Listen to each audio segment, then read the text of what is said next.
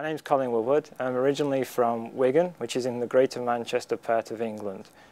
I've lived in New York now for 8 years and originally came over because my wife was offered a job with a company here in New York. I've worked for the Strand Bookstore and I've also worked for the WCS at the Bronx Zoo. I came to BMCC because I found myself at a point in my life where I couldn't go any further and I wasn't really enjoying what I was doing. And in my spare time I was writing, and I needed something that validated that writing to make it feel like it was worthwhile. One of the main reasons I decided to stay at BMCC was a professor called John Braden, who was tutor of English 101, and he kind of opened my eyes to what I was able to achieve, and that I wasn't just wasting my time writing quietly somewhere, and he gave me the chance to express myself in my writing.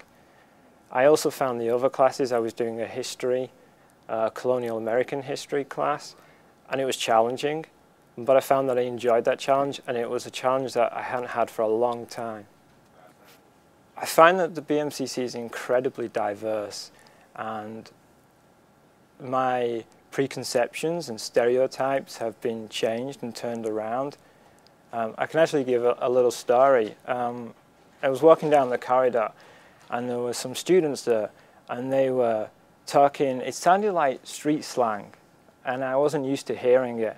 And my first thought was, maybe I should walk around them. But then as I was listening, I realized they were actually discussing complex mathematics that was way beyond my head, but they were doing it in the language of the street. And I thought, that's amazing. And that was one of the things that I enjoy about being here. Outside of BMCC, I enjoy working with the environment and also with the Wildlife Conservation Society, who I previously have worked for. So I work with animals and veterinarians and places like that.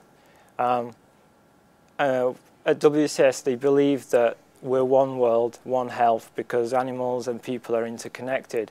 And the more that we destroy the forest, the more diseases and viruses that we release into the wild.